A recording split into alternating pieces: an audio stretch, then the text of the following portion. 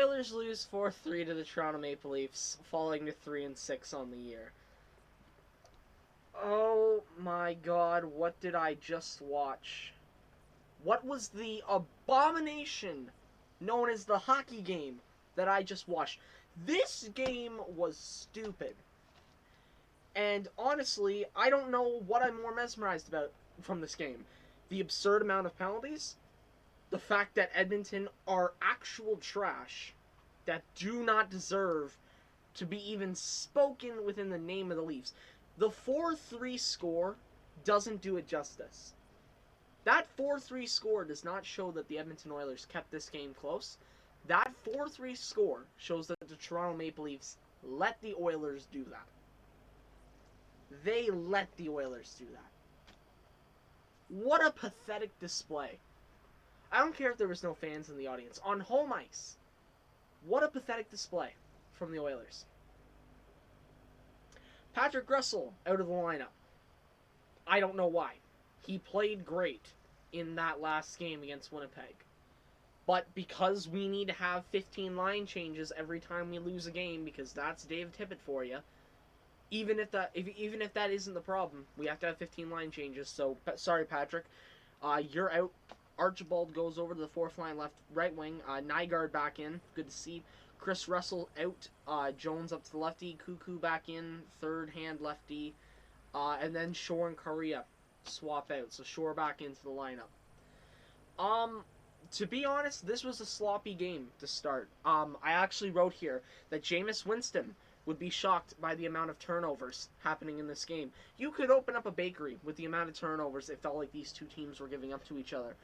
The Oilers had some okay chances. Not really anything to show for. And then the Leafs made it 1-0 when Jason Spezza scored a backhand that, if I'm not mistaken, bounced off the groin of Koskinen and in. After Koskinen decided, hey, 3 Leafs are right here, I'm going to play the puck right near them. And I'm not the best puck handler. And it went in the back of the net. So that wasn't the best decision, right, Nico? That wasn't the best decision, right? Again, more decent opportunities for the Oilers. A 2-on-1 where the tip was stopped, and then Draisaitl couldn't bury it. Then you had Kerfoot taking a slashing penalty, his first of 3 penalties. I'm dead tired because of just whatever I just watched. Kerfoot takes a slashing penalty. Nurse whiffs on a one-timer that probably would have led to at least a good chance. And absolutely nothing. What a shocker. The power play couldn't get anything going until it was too late, if we're being honest. Turris immediately takes a holding penalty after. The Oilers getting so lucky. Like 17 times there could have been a goal and it didn't go in. And then right after that power play ends, Nylander gets a one-timer, and this is a problem I'm having with this team. We're leaving one of the best players on the ice open for a one-timer. This team was like, oh, let's focus on 37-year-old Jason Spezza. And all 4 of them turned towards him, forgetting that William Nylander is right there. He's right there. Do you expect Koskinen to do everything for you? Do you expect him to clean out your clothes as well? Like, come on. 2-0 lead for the Leafs. At this point, I'm just like, can we end this game? Like, I was already at the point where I'm like, okay, we're not winning this game. Just let's go. And then the second period, Hall interference. Another shorthanded attempt, because apparently we need to have a quota of allowing them to almost score on the penalty kill for them. Whatever team it is, we have to almost have a shorthanded goal happen every single game. Nothing on the power play. What a shocker. Gord Miller describes them as an average scoring team with a bad defense. That is a perfect description. Yamamoto got shot high on an empty net. Spezza took a tripping penalty. What a shocker. This time we were actually not bad because we kept the possession in there, but we got nothing from it. 0 for 3 on the power play. Kerfoot takes a slashing penalty. And I forgot to star this one, but yeah. Kerfoot takes a slashing penalty. Hyman takes a tripping penalty. A minute 37. A 5-on-3 time, and finally we get a power play goal. It's Leon Draisaitl scoring on the power play. I know they scored on the power play in like their last game. It feels like we don't score on the power play often at all with just how it is, and we end up going 2 for 7 on the power play tonight. That's great. Um, you know, like just finally something from the power play. That's what I have written. Then the third period happens, and I have written down here every penalty you can take. Larson takes a delay of game penalty. Nylander has a one-timer that's stopped. The Oilers kill it and finally kill off a penalty tonight. Well, technically they did, but you know what I mean. Oilers screw up a 2-on-1 that should have ended up being a goal. Kerfoot takes an interference penalty. Draisaitl cleans it up to tie the game. Archibald takes a hooking penalty. Simmons ends up tipping a Marner shot. It's 3-2 for the Leafs. And then Turris takes a shot, not on the power play, not on the penalty kill. Turris shoots. It falls to Kassian. He tips it in. It's a tie game. How is this a tie game? Bear takes a slashing call. Nobody covers Austin Matthews. Again, what is it with the Edmonton Oilers saying, that's one of the best players on their team? He won't do anything, leaving him open. And obviously, Austin Matthews, who is one of the best shooters in the game, scores. I wonder why we left him open when we knew he could do that. Nylander takes a tripping penalty. Anderson, wow, by the way, Koskinen made a few saves tonight, including a beautiful one-timer save.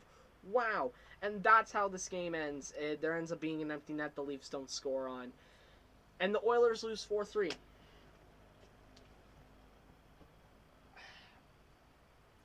Like, my mind just feels dead after this. First things first, Toronto. We're going to play again on Saturday night, so I don't want to talk too much about Toronto right now, but this is what I will say about the Leafs. What the hell was that? Listen, I'm sorry. You guys didn't play the worst game. You had a lot of bright spots in this game.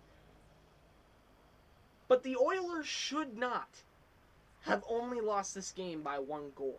And I'm going to go through this Oilers team. Oh boy, but you guys should not have lost this game by 1 goal. So take this win, run back to the hotel room, and get ready to run back into the arena on Saturday night, because you kind of got away with it. Because it felt there for a minute that you guys were actually going to blow it, and you didn't. Take the win and go home, because at the end of the day, you deserve the win, but at the same time, you allowed the Oilers to get back into this when they shouldn't have been near. And then we get to the Oilers. Mikko. Let's look and see how many goals he's allowed every game. All right, so let's take a look here. He allowed 4 against the Leafs. He allows 6 against the Jets. That's 10. He allows 3 against the Jets. That makes it 13. Against the Leafs, he allows 4. That's 17. He allows 1 against the Leafs in the 5th game of the year. That's 18. 5 against Montreal and 3 against Montreal. That's 26. And then the Vancouver games, he allows 5. So 26 plus 5 is 31. And then in this other Canucks game, he allowed 2. So that's 33 goals. He has allowed 33 goals in 9 games. That is over 3 goals a game allowed. If I'm not mistaken, we're nearing the 3.5 goals per game mark. I understand he hasn't rested. I understand the defense in front of him is bad. But, buddy, you lose your right to have any excuses for your play when you make plays like you did on that first goal. I've tried defending Mikko Koskinen because of the defense in front of him, and we'll talk about the defense in front of him. But the part where you lose me and you make people trying to make the argument like me, I'm trying to make the argument that you are not the biggest problem on this team. But you're making it very hard for me to keep making the arguments when you make plays like that. Like, if Mikko Koskinen does not play the puck at that moment, let's say that goal doesn't go in because he's in net and the puck is not immediately given away to them, maybe he can make the stop. We're talking about a whole different hockey game. But no, he made the play, and those are the type of reasons people are going to want Mikko Koskinen's head. And we're going to want him out. Then we get to the defense. Oy vey, this defense. This defense is atrocious. Oh my god. Whether it's on the power play or whether it's on 5-or-5 time, like, they can't do anything. They are literally useless. I'm sorry, listen, that might be harsh, but at this point, I've given them 9 games. What is Adam Larson doing when he's on the ice? Tyson Barrie is supposed to be an offensive driver, but why can't he drive any offense? Slater Cuckoo is really quiet. Caleb Jones, quiet. Darnell Nurse, same thing with him and Barrie, but except he's got a little bit better of a defense. And Ethan Bear, quiet. So you're saying half this defense is atrocious, like horribly noticeable, and the other half is unnoticeable. That's not what I want from a defense. Like, listen, here's the thing. You can talk about the Leafs defense all you want. Morgan Rielly was doing things tonight. He was jumping up in the play. He was trying to do things tonight. Their defenders were trying, and you could see the effort. This team looked flat and looked like it couldn't care. The forward core. McDavid did the McDavid thing tonight. He couldn't get on the scoreboard because of it, but he did the thing he needed to do.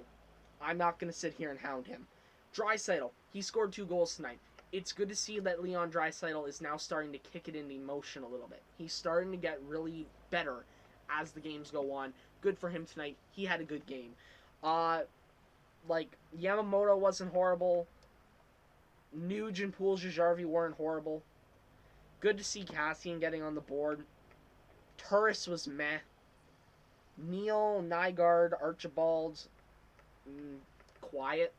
Shore, I saw a couple times try and jump up. He had one really good play where he got possession in the zone. Still kind of quiet. I think they do need to take Dominic Cahoon at this point off that second line, because he has not been able to finish this year at all. I haven't been able to see him drive play in any way. He's not been good enough to play with Draisaitl. Move someone else up. Do something. Personally, at this point, if you're the Oilers, I would put RNH with Draisaitl and Yamamoto and see if that can work again, like it did last year. But yeah, it hasn't been the biggest problem, because think about it, right? We scored 3 goals tonight. We scored 4 goals the other night. 4 goals the night before. Like, the offense isn't the problem. We're scoring goals on most night. I'm looking at these games. We've only scored 1 goal in 3 games this year, and that is actually no, it's 2, I think. Yeah, it's only 2, and those are the 2 games against Montreal in that atrocious 2-game set. The offense hasn't been the problem. We're scoring goals. The problem is the other end of the ice. And the problem is also going to go to the forwards, because they don't try when they're out there. And then we get to special teams. Oy vey. Oy vey, oy vey, oy vey. I'm making sure my microphone's working. I want all this to be heard. The special teams. What the hell is going on with the special teams? That power play. Oh, that power play. Congrats. You were 2 for 7 tonight. Congrats. You had a gift of a power play when Nylander took a tripping call and then you pulled the goalie and couldn't even get a shot. Way to go. This team and its power play is horrible. And you want to know what the big problem is? You want to know? I think I've said it in many of the games this year. Want to know what the biggest problem with the power play is? They won't shoot the goddamn puck. And I don't know if they think the way you score goals on the power play is by breaking a passing record. Like, do they think you get awarded a goal if you pass the puck 50 times on a power play? Is that what they think? Because if so, we need to tell them that that's not real. That that's not how it works.